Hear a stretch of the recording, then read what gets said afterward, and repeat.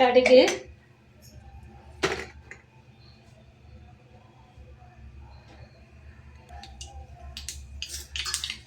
உளுத்தம் பருப்பு போடுறேன், கடலை பருப்பு,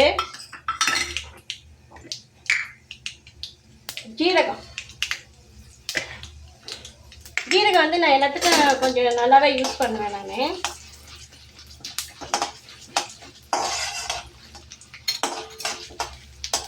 இதுக்கு வெங்காய தக்காளிலாம் போடக்கூடாது.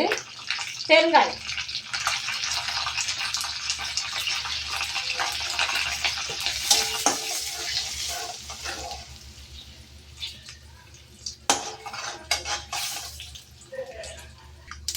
பாருங்க நல்லா செஞ்சிச்சா.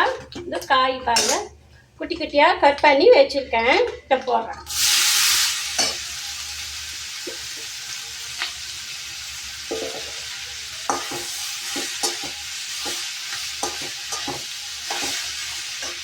இது வந்து தண்ணி ரொம்ப ஊற்றக்கூடாது, இதுலேயே தண்ணி இருக்கும். மஞ்சள் பொடி, மிளகாப்பொடி நம்ம எப்பவும் போல் காரத்துக்கு ஏற்ற மாதிரி போட்டுக்கலாம். காய் நிறைய இருக்கிறதுனால கொஞ்சம் கூட போட்டுக்கிறேன் நான்.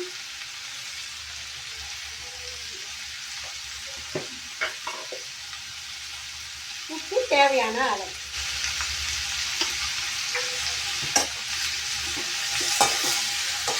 இது தண்ணியே நல்லா வதங்கிடும். கழுவிட்டு கட் பண்ணுறதுனால தண்ணி நிறைய இருக்கும் அதில்.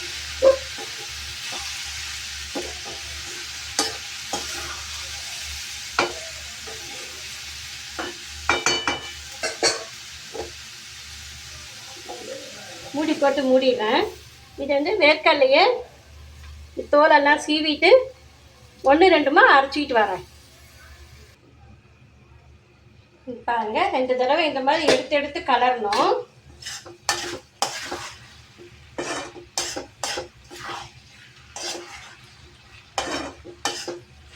ரெண்டு தடவை இந்த மாதிரி எடுத்து 2 தடவை கலரி விட்டு மூடிடுங்க.